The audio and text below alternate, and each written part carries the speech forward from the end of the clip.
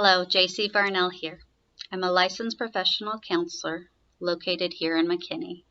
I own a private practice located at Ridge and El Dorado in the Yeager office suites.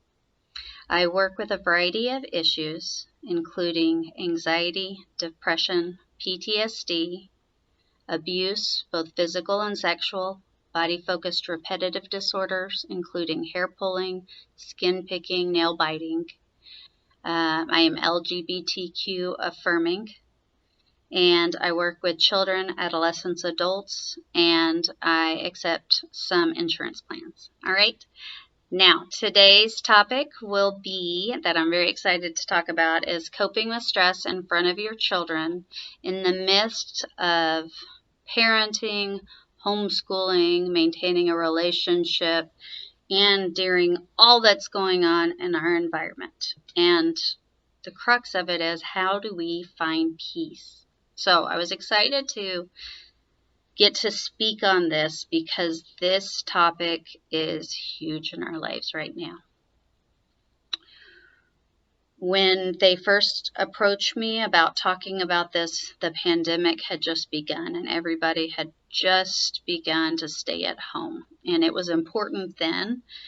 Now it's evolved and changed, and I think that we kind of have gone up and down in anxiety and depression, a lot of people, and processing what we think about all of this. And our mental health during this time, and I'd say even for months to come, will be very important for us to focus on. For one, for ourselves, but in addition for our children who are watching us process this. Our number one form of learning is modeling. And so we are able to equip our children with tools right now of seeing us to work through these hard times. And so this can be an invaluable lesson to them, to watch us walk through these hard times and to see what we do and how we cope with it. All right. So what I usually tell people is people find it pretty helpful to have a pen and paper when I do presentations or I have parent consults. So I'd encourage you to grab pen and paper and write down any questions that you might have or topics that I don't even cover that you think might be helpful for you and or your family. Okay.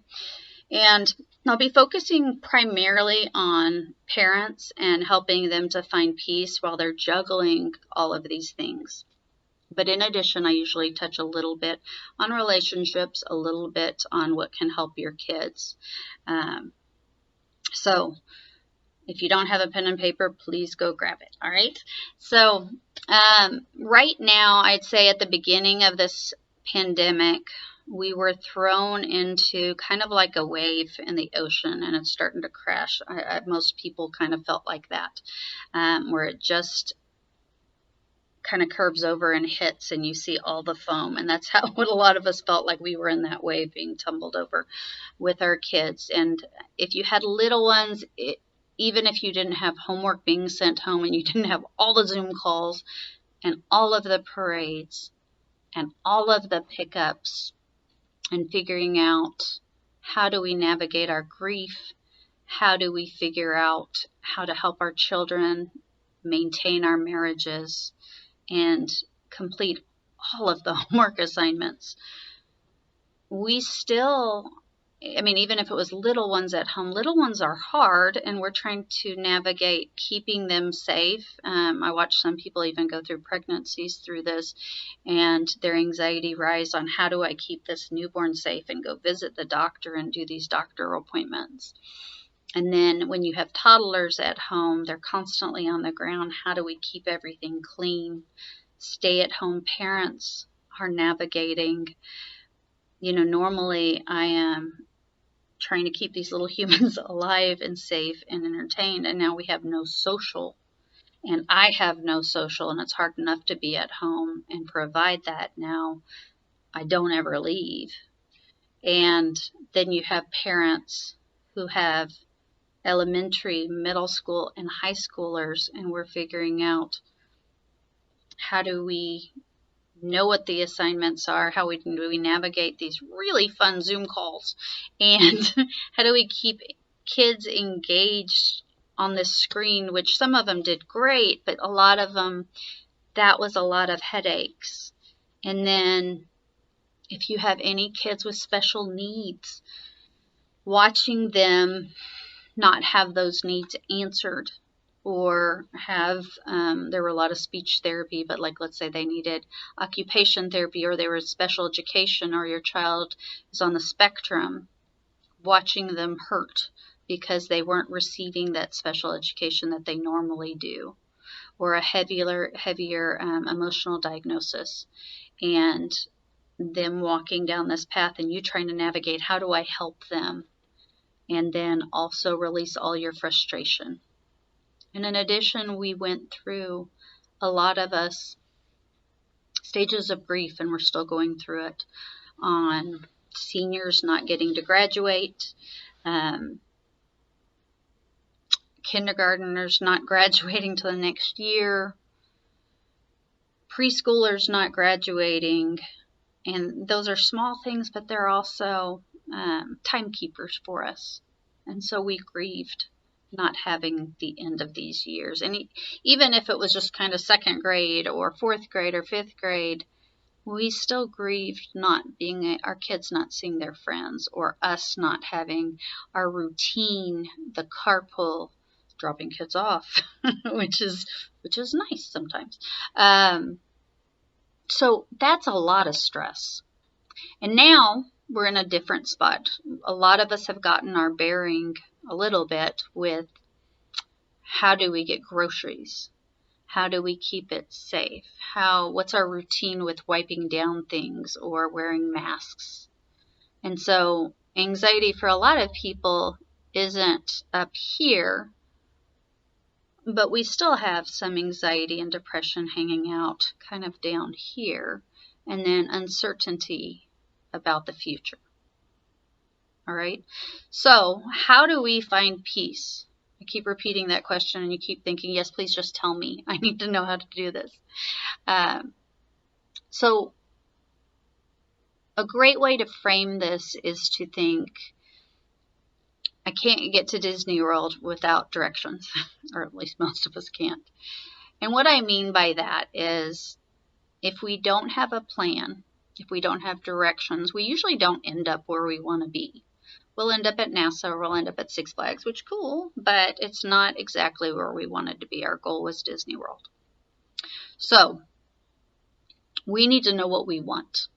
And without knowing what we want, we can't achieve it or get there.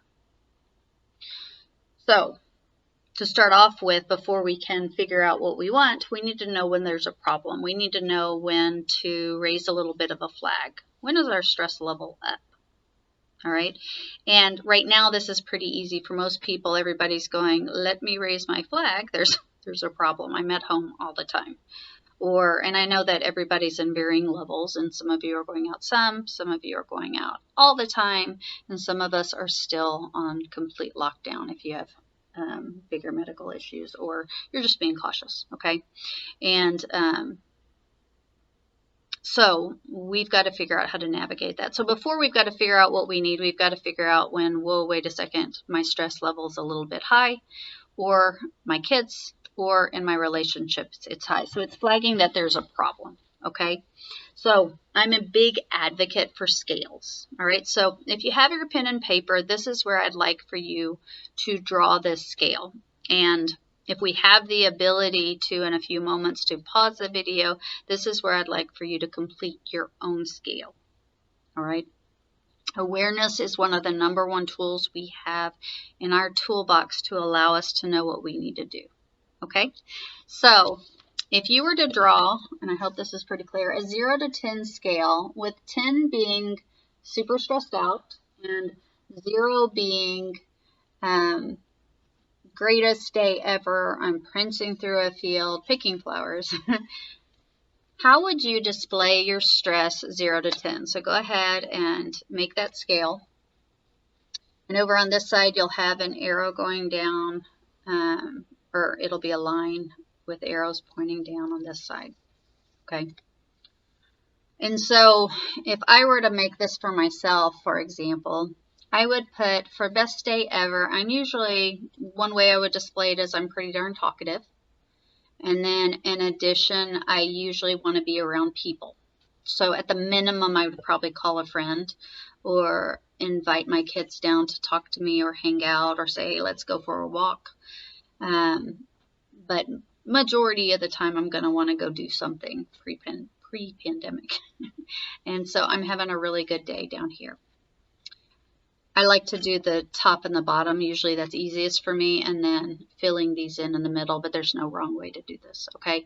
Up here at the 10 hardest point, highest stress, and that can be high anxiety if that's how you show your stress, or depression. Up here, I would be very quiet and withdrawn, and I probably don't want to talk to people. So I'm up here. Sometimes I'd say I yell if I'm really stressed out, but mostly I'm really, if that's the angriest I am, I'm very, very quiet. And then as we rise, ways you show your stress. So for me, sometimes I pace. As I start to go up, I clean a lot. I start organizing my environment when I feel a little chaotic emotionally. What's important, so actually let me give you examples of things you could put. So you might put pacing, wringing your hands. Some people bite their nails. Let's see, what are other things people do? Cleaning, sometimes people micromanage, so you might, especially with kids, a lot of parents do this, where we start saying, have you done everything? Have you cleaned your room? Have you? All right. And sometimes we'll do that in our relationships as well. I'm trying to think of other ways that what you would put down. So if you can pause the video and write down all the ways that you show your stress as it's rising, this can be extremely important. And when this happens, then we know, okay, what do we need to do about our stress level? Okay. And 5's kind of that middle line. Anytime we're between 5 and 10, we've moved to an emotional zone. 0 to 5, this is more cognitive and thinking. So 5 to 10, a great visual would be I've walked into the road, there's a car coming at me, and I'm in fight, flight, or freeze mode. And some of us try to kick the car. Some of us, few lucky of us, try to run, and a whole lot of us kind of freeze like a rabbit. And so this is very much an emotional zone, 5 to 10. And so we're kind of reacting because we're in fight or flight. 0 to 5, this is where we're thinking again. This is where we're saying, why was I in the road and why was that car coming at me? And so 0 to 5 is really where we want to get ourselves down to, okay? Other things you might put on the scale would be things you think. So as we get a little more stressed out, we tend to follow patterns of thinking. So it could be, why does nobody listen to me? Or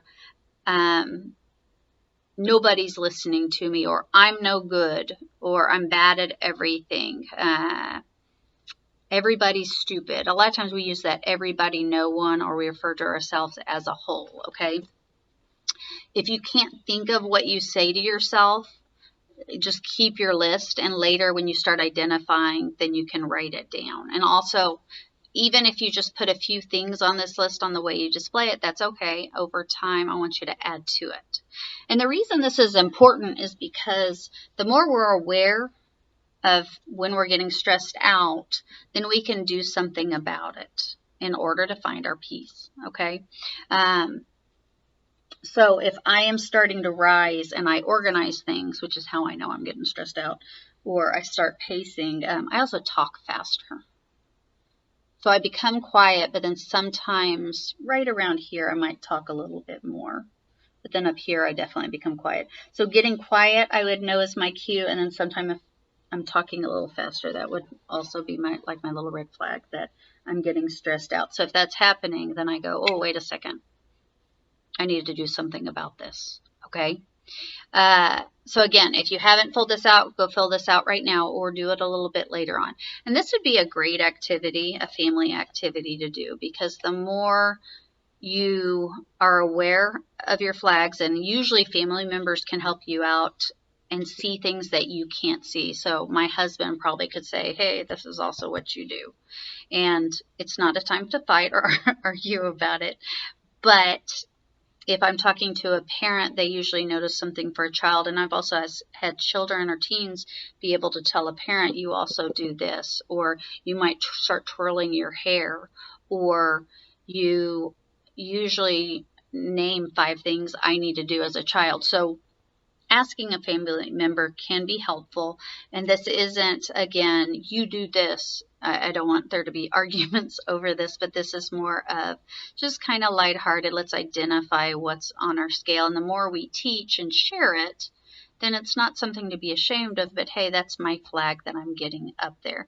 And of course, like I had mentioned, sometimes if I'm up here, I might snap at people or yell. We all make mistakes and act in ways we want to bring back. We're all human. And so it's more of something, hey, I don't want to get to that point, and that's something I want to work on. Okay?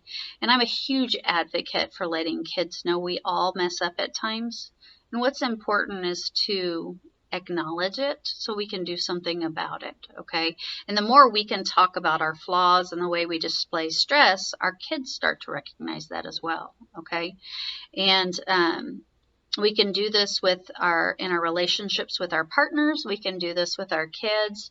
I'd say probably beginning age 5 and up, you can start identifying stuff. Age 5 is going to be a little harder. I'd say maybe age 7. With little ones, you might say, if you stomp your feet, you're feeling mad. Okay? And so you'd start at a much lighter level with this. And then the next step would be, it's kind of like a video game, and you go over to this side with the arrows. And over here, you're going to write coping techniques, things that might help you calm down. One thing I often suggest to families, couples, kids, adults, is take a break. And it sounds so simple, but if we can identify when we're rising, and definitely before we get to 5, absolutely between 5 and 10, everybody needs to exit stage left. Okay? Or you stage right, whichever you prefer. But you need a break because we're in that emotional zone. Emotional zones, remember, 5 to 10. And we need to take a break and cool down. Okay?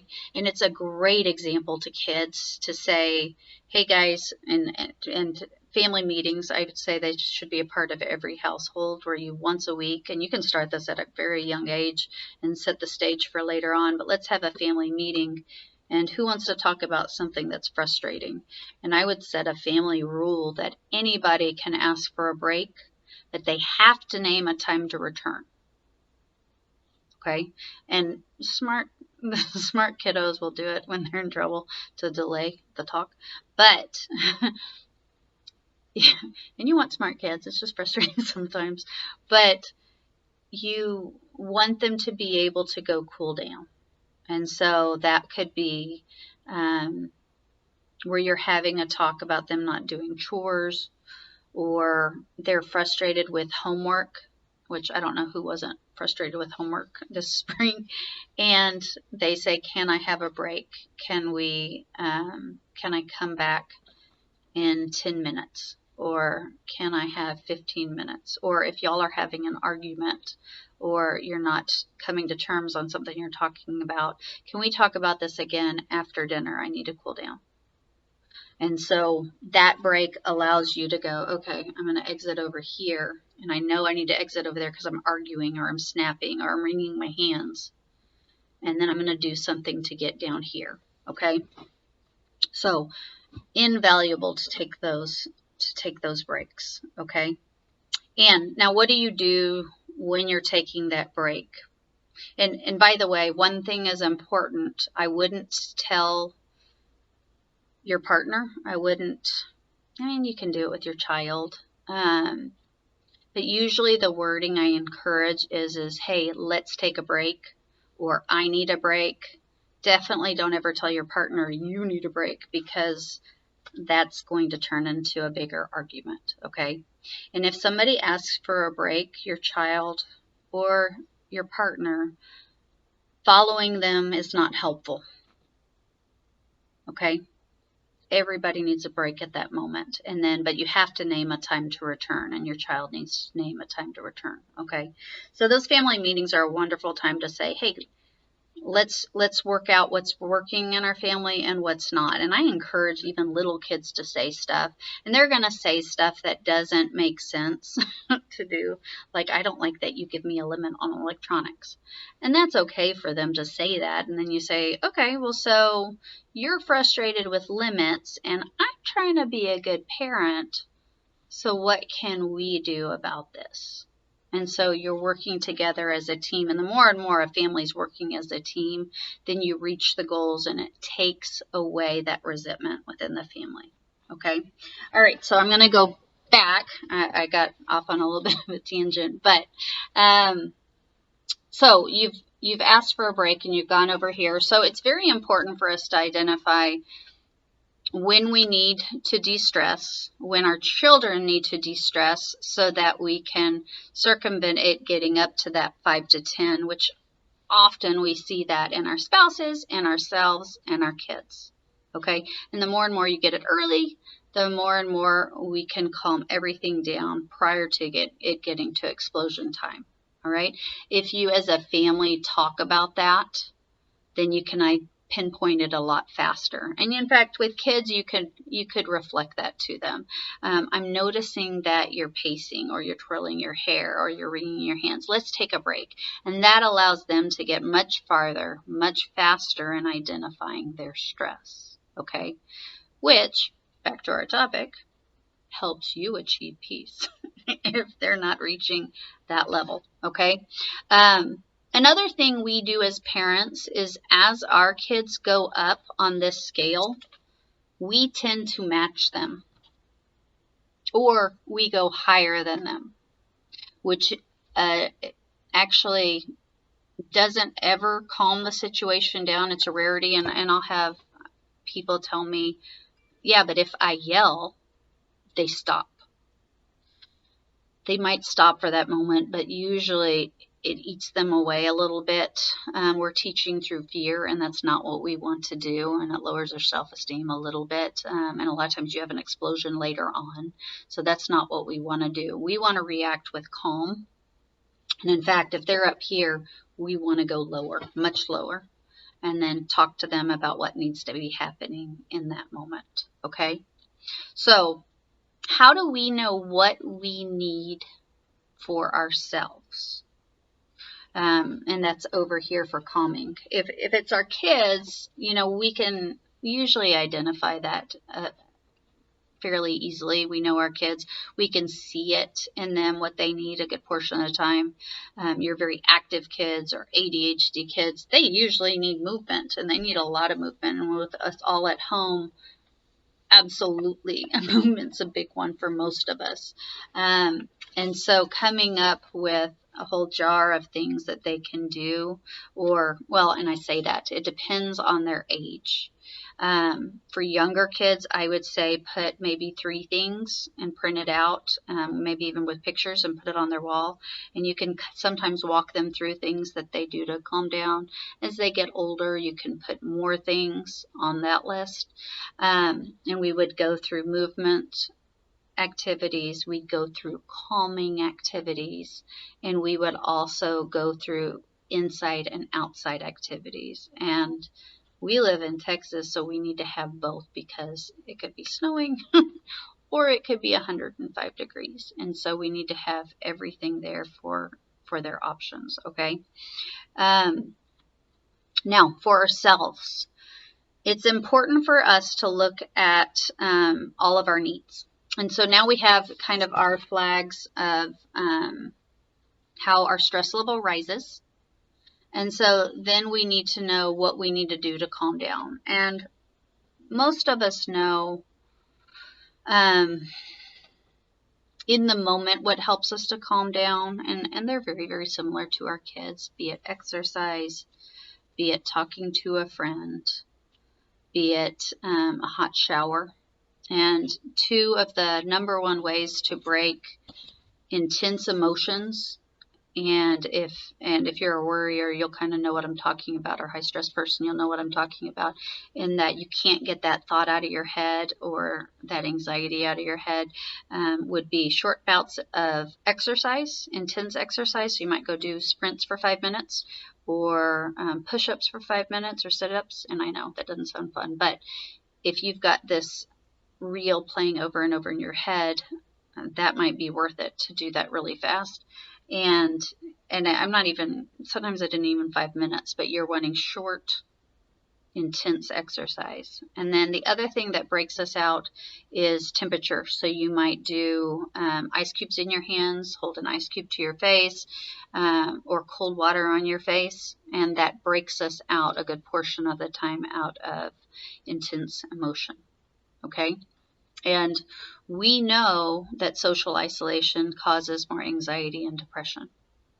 And so a lot of people are at new levels of stress than they've ever known. Okay?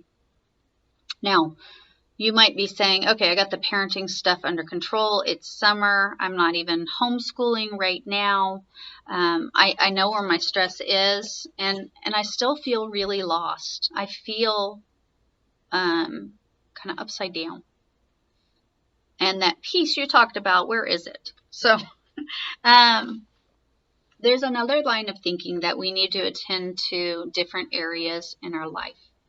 And unless we have balance and feel accepted into these different areas in life, we kind of feel upside down and we don't feel at peace. And I have found that this is especially important for us to keep these leveled off. So if you'll grab another piece of paper, I would want you to make these 6 circles. And sometimes we have all of them. Sometimes we have a 7th one. And sometimes we have less than these, okay? But at least make 6, and we'll see if you need them all. So the first circle would be family. The second circle would be relationship. These might be 2, or you might not have either of them. And this would be job and school. The next one would be social. The next would be self. And the next would be spiritual. Okay? And I want you to think how accepted you feel in those circles, how solid you feel that those circles are. And if you were to grade yourself, what grade would you put in each of these circles? And so if we can pause the video right now, I want you to go ahead and pause it and really take the time to think, what grade would you put? Are these all A's? Do I have 6 A's or 7 A's? And some of us aren't in relationships. That's okay. And that doesn't mean you're mentally unhealthy if you don't have a relationship. Some of us are not working. And by not working, I don't mean you don't work. Because staying home with your kids is work. But you don't go into the office. And you might not have school right now for yourself. Some of us are back in school. Social should be there. Work on self should be there. Spiritual, not everybody's spiritual. This is at a church. I assume everybody's spiritual in this group. But what grade would you put? Do you have all A's, A pluses? Do you have all B's? Are there some F's on there? Are there some things where you go, where I said social and you went, ha? And when I said self,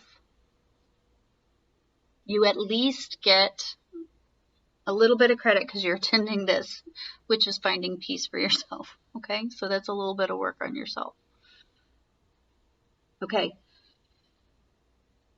So a great visual would be, or a great way to look at it, not a great visual.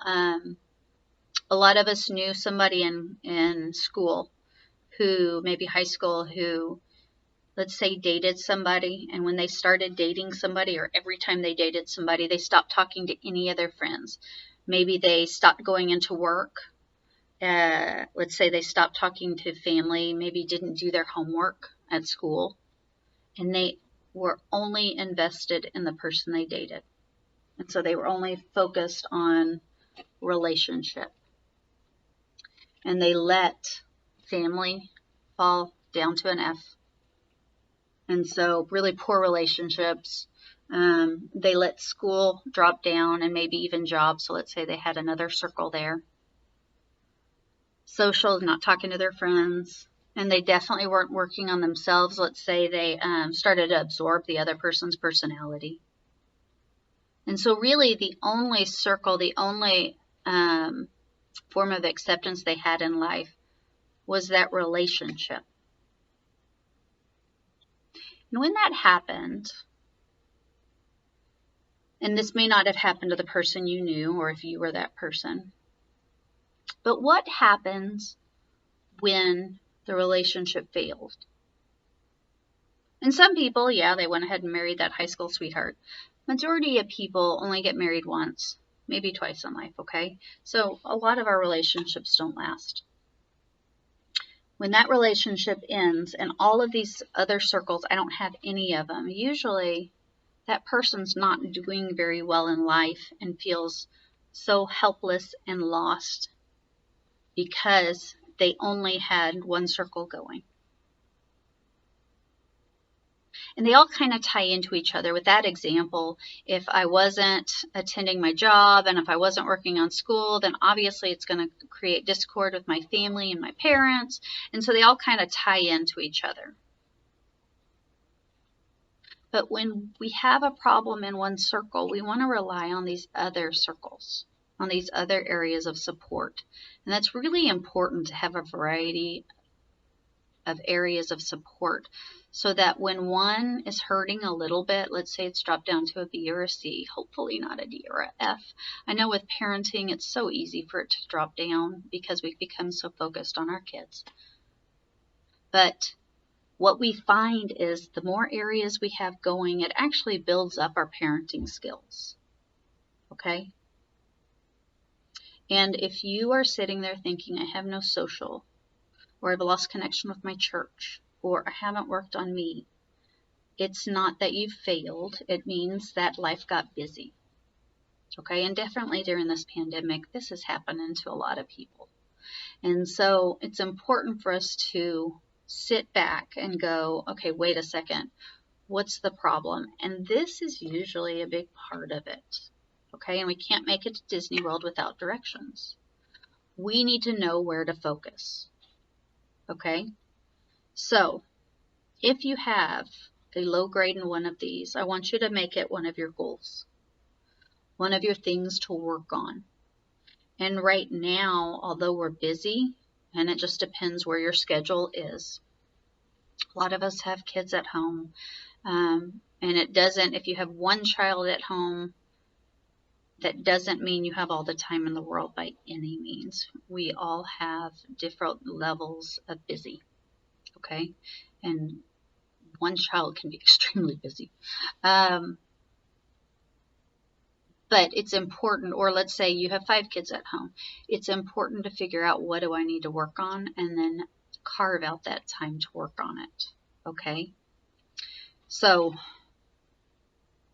if I start socializing, it actually lends to my relationship. It lends to it because I have more to talk about, and I may not want to kill my partner. If I only have my partner to focus on, a lot of times you're at each other's necks. Or I only have my kids to focus on with family. Your children don't want you to only have them to focus on because we start micromanaging and we get a little crazy with that. And we get kind of enmeshed sometimes. Not always. But we want to have balance and they lend to each other. If you've ever been at home with your kids and then you go out with friends and you come back, you're so much more relaxed, you're a better parent to your kids, and also you're a lot happier in your relationship. They all lend to each other. Or let's say you take care of yourself, you take time to go do something you enjoy. I'm trying to think of something that you could go do, go read a book or go garden or something that you love or cook, then you have something also to talk about in these other areas. Okay, so they all lend to each other and we need to make time for them. Sometimes that can seem so overwhelming, and sometimes one circle will get bigger and take up more time, and that's okay. We just want to keep it in the back of our head that maybe once a week we sit down and we go, okay, where am I with these circles, and how can I focus on that more? Okay, and I encourage people to sit down at the beginning of the week and do that, okay, because you can't make it to Disney World without directions. Okay, and if you don't get to it this week, you can get to it the next week 100%.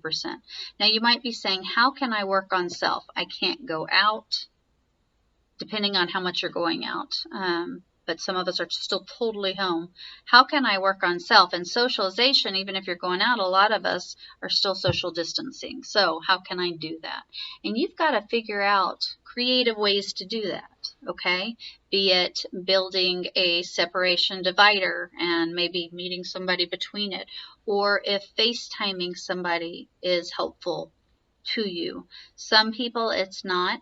Sometimes that's not enough, but some people have autoimmune diseases or whatever, and so they're on high lockdown, and so FaceTiming has to work. If just FaceTiming isn't doing it, find games. Like I know they have, you can FaceTime another family and play, gosh, what's the word I'm trying to think of? Charades. And, or Scrabble.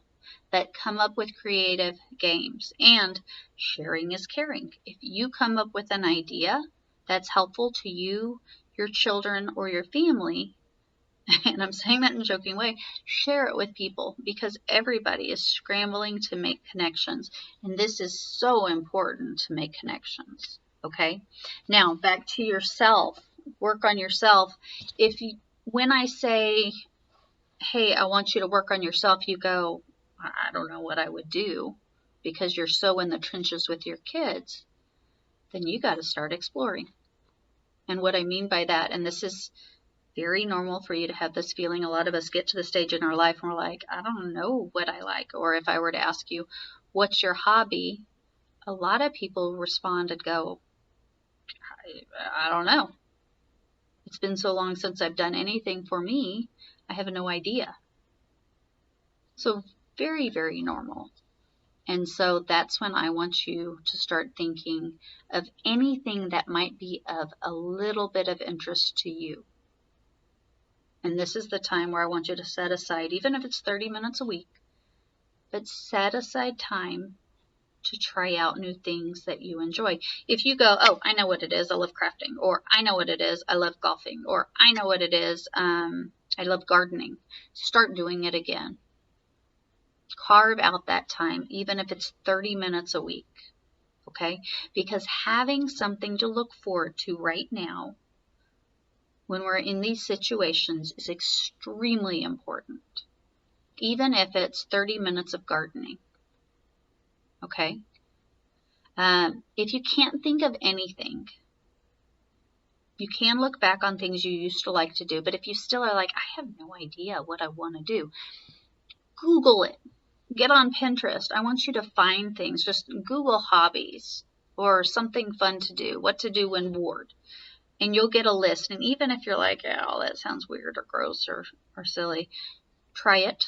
And every week, try a new thing until you find something you kind of enjoy. Okay? There's too much, and I know I said this before, there's too much anxiety and depression right now. And if you've had it before, I want you to be extremely vigilant to know whether it's going up too much for you, okay? And finding something where we find joy and we're laughing, that's important. That's important for our mental health, okay? So the other important thing that I want you to make sure that you do is, a lot of times what we find in social isolation is that our schedules are upside down. Something that's very calming is routine. And right now we lost all of our routines. We lost even the things that really annoyed us. I never liked carpool, but I miss it so much now. I miss all those routines. And I'm really a social person, so getting out of the house that even if it was to go in a carpool, that would be exciting. And that's stimulation for our brain to see everything and see people's faces, okay? And everybody's different. More of the extroverts are having a lot more anxiety and depression. Introverts, and you've probably seen the memes, they prepared for this their entire lives. So a lot of them have liked it, but even introverts at the beginning, they were like, yeah, this is awesome. But even like my son's an introvert, he came out of his room after about 2 weeks and was like, so it's important to see people, and it's important to get out. And it's important, again, back to my original point, to have routines. So we have to create routines. And so I would encourage you, if you haven't already done this, create a routine. Be it every Sunday. Well, yeah, you probably shouldn't do bacon every Sunday, but bacon tacos. Every Sunday you have a big family meeting and it's game night.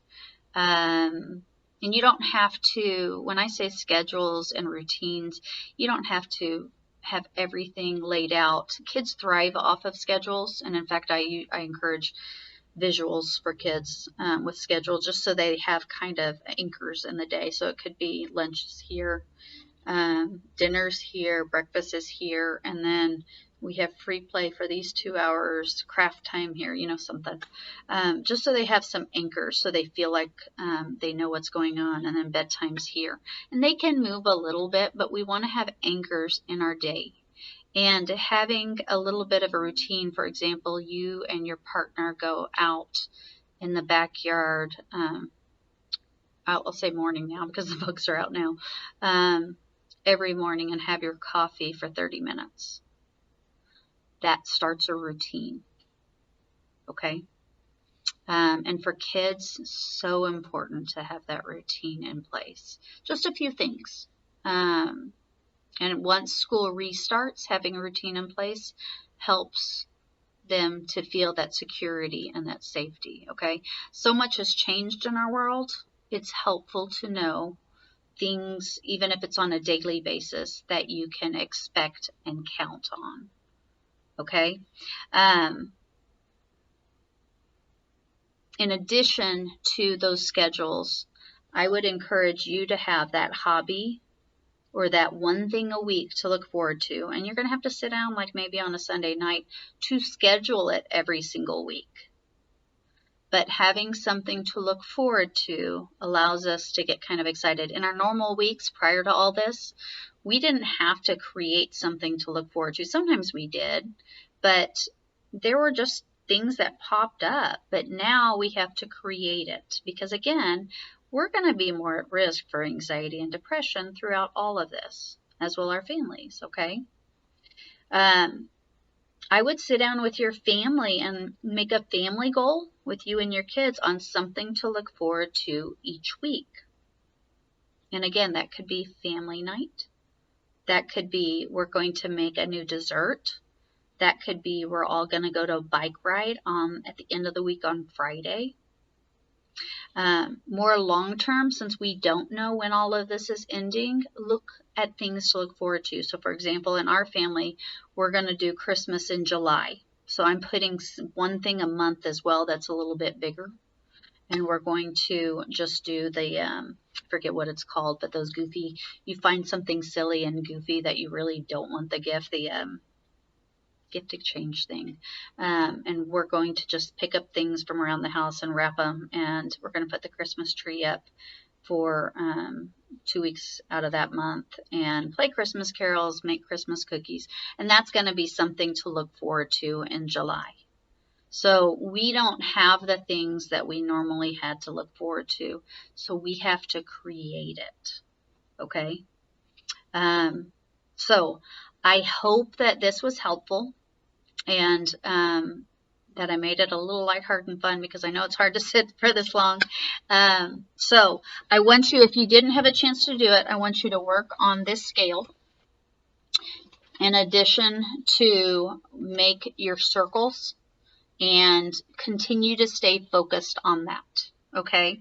And try, if nothing else, to identify when you're getting higher on that scale, and then take a break. And it's kind of like a video game. Take a break, name a time to return. And this is whether you're in an argument or you're just escalated or kind of frustrated with your kids and different things. And say, hey, I need a break. I'll be back in 30 minutes, or I'm going to go to the back and cool down. And then you come back and work with the kids. And this is obviously varied at the age that your kids are. So sometimes your ways to de-escalate have to be in front of little ones, unless you can kind of high-five your partner and them take the kids and you take a break, okay? So I hope that was helpful, and I look forward to seeing all of you at the 3 talks. And I have a few other topics that I thought would be kind of interesting part of this to discuss, so I can always include those when we're having our talks, okay? So I look forward to speaking with all of you, and have a good day. Bye.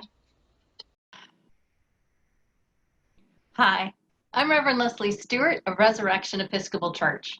I'm recording this from my dining room table for a couple of reasons. We're a brand new church, and we meet at an elementary school, so of course we can't be there right now. And second of all, the story I'm about to tell you took place at my dining room table. You see, I'm an Air Force veteran.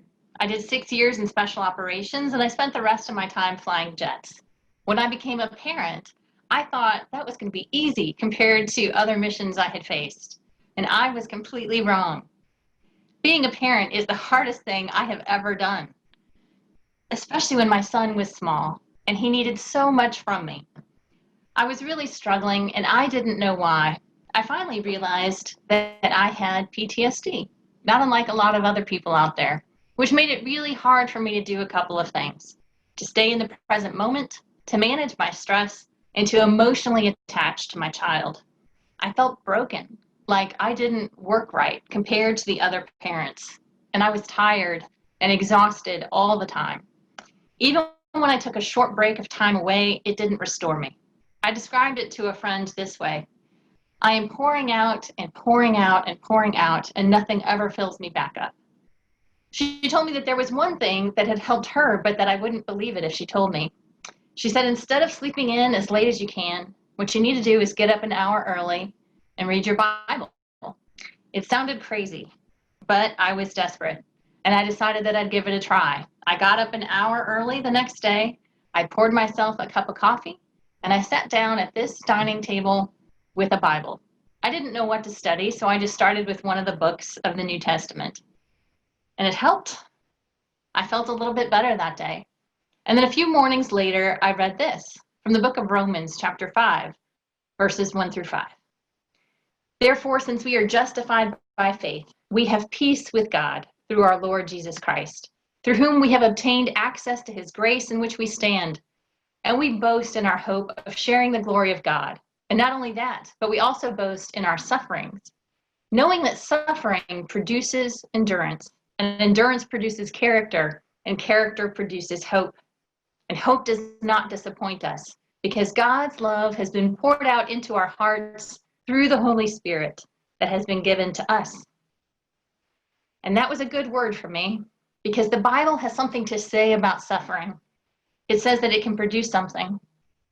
God is an inexhaustible source of love that I can draw on whenever mine runs out. And this gave me hope that I could change and grow, because God's love has been poured out into my heart through his Holy Spirit. And I know that he'll pour his love into your heart too, if you say yes to him. So maybe get up and spend some time reading your Bible each day. I promise you, his hope does not disappoint, and it will make you a better person, it'll make you a better parent, and it will fill you up in a way that nothing else can. Please remember that the church is here for you. See our website, episcopalfamilyministries.com, for more ways to connect. Thank you for joining us. Thank you for attending our speaker series, Supporting Families Through COVID-19, presented by Episcopal Family Ministry. Join us for a question and answer session via Zoom with the speaker this Thursday at 6 p.m., Friday at 8:30 p.m., or Saturday at 9:30 a.m. Please register for these calls with the link provided. The Episcopal Churches of Collin County are praying for you and your families.